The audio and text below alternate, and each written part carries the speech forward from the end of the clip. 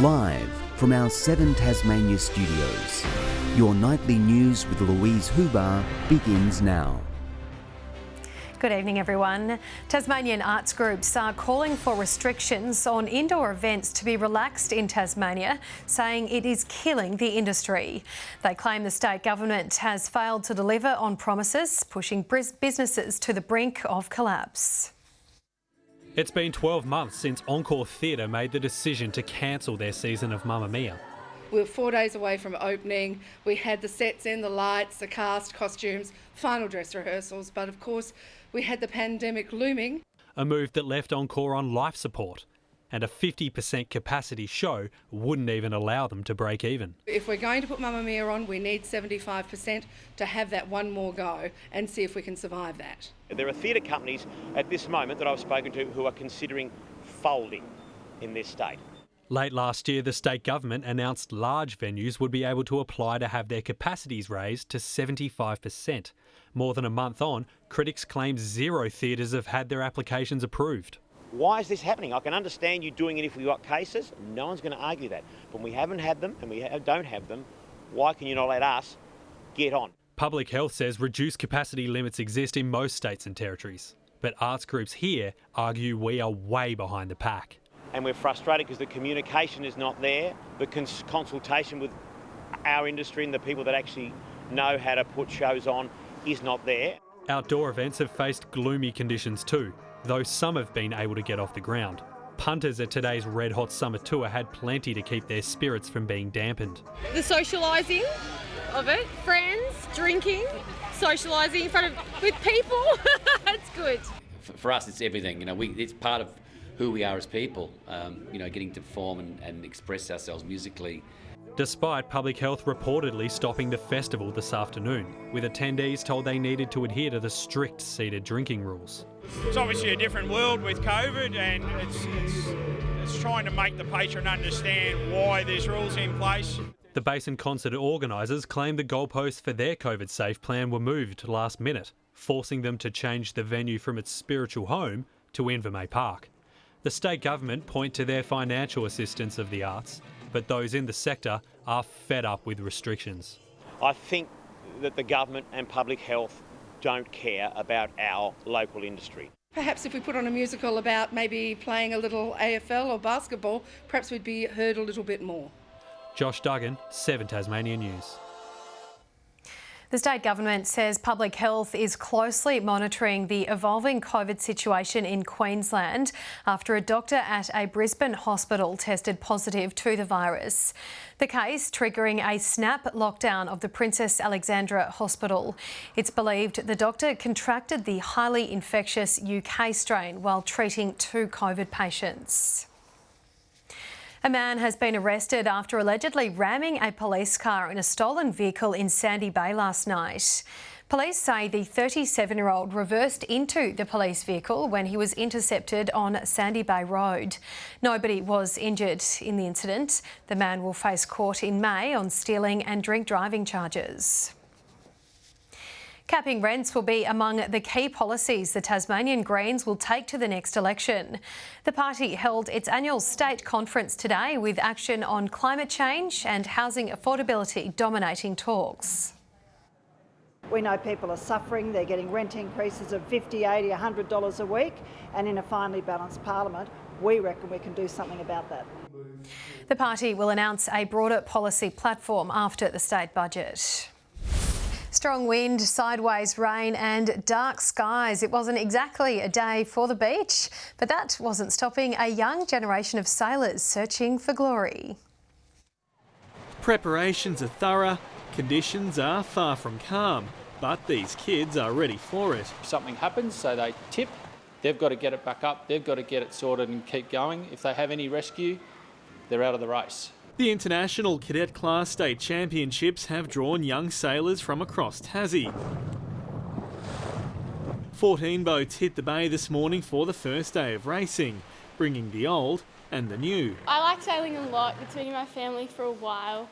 I really like just being out there with my friends, having a good time. This is the first states I've been in, so yeah, it's going to be a bit of fun. It's one of the few sports to combine genders in competition. Communication and keeping on top of wind direction is key. With COVID cancelling a suite of races last year, this is a sailing event to savour, especially for those with dreams. The pathway to Olympics is pretty tough, but yeah, if they want to go through to that level, then this is the place they start. MCCOMISH, 7 Tasmania News. Disc golf is a sport you've probably not heard of before, although Tasmania plays host to one of the country's most prestigious tournaments. More than 50 players competing here over the weekend as the game continues to grow in popularity. There's nothing like sinking a good putt. This is golf with a difference. The little white ball replaced with multicoloured discs. The rules and terminology are very much the same. Although instead of hitting a ball, you're throwing a disc into a basket. Easy to pick up, easy to throw a disc, and it's just a lot of fun. Hobart's Poimina Reserve playing host to disc golf's third major of the season, the Two Heads Open. 52 golfers from across the country playing 2 rounds today. First round, not too bad. I had a little bit of a blowout, but I'm currently in second position for my division, so I'm hoping to gain a few strokes back this round. Playing well, 1 or 2 bad holes, but yeah, really, really consistent. Players facing similar hazards to their club counterparts, along with challenging conditions. A little bit windy, a bit of rain, but not too bad.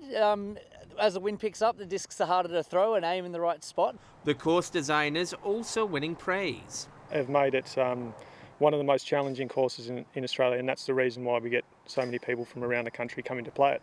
The final round will take place tomorrow. John Hunt, 7 Tasmania News. Having survived leukemia, a Launceston man has helped repay the charity that helped him through his toughest times. Daniel Hartley's fundraising was made even more special though by having his 2 best mates, Josh and Tom, alongside him, also shaving their heads.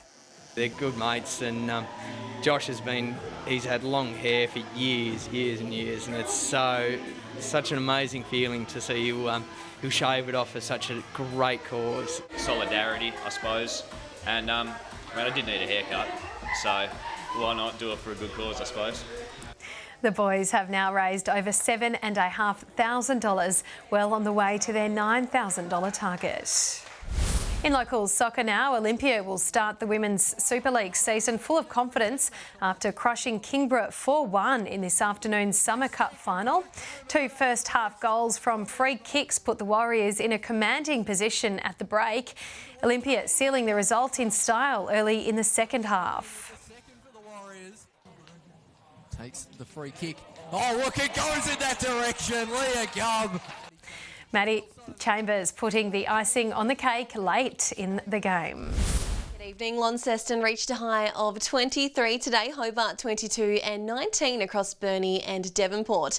29 was the state's top at Flinders Island, Smithton and King Island 18 and Bushy Park a high of 21. On the close-up shows a widespread cloud band over Tasmania while cellular cloud can be seen to the west. Further out, thunderstorms are seen over the mainland while a frontal cloud band extends from WA to the south of Tasmania. Tomorrow, the cold front lies east of Tasmania while a trough sits to the west of the state. West to southwesterly winds tomorrow 15 to 25 knots, swells up to 3 metres in the west and south and up to 1 metre in the north. A gale warning is current for southern coastal waters from Tasman Island to Low Rocky Point, and a strong wind warning for western coastal waters from Low Rocky Point to Sandy Cape. Tomorrow's forecast now partly cloudy across Hobart and Richmond, ooze 18. In the north, 19 about Launceston and Devonport, partly cloudy at Deloraine. Burnie and Curry tomorrow, partly cloudy, Strawn showers. Mostly sunny across St Helens and Swansea and Whitemark 18. The UV forecast is high across the state. Looking ahead to the 3-day forecast: Monday, showers about the west, south and Bass Strait Islands. Tuesday, fine and partly cloudy with possible showers about the northwest, and Wednesday, fine apart from possible showers about the north. Capital cities 30 and sunny in Perth tomorrow, Brisbane 31 and rain expected in Canberra. And currently Hobart 17, Launceston showers, and Devonport 16 and mostly cloudy. That's all for weather tonight, Lou. And that's all your news for now for this Saturday evening. Thanks so much for joining us. We'll see you tomorrow. Good night.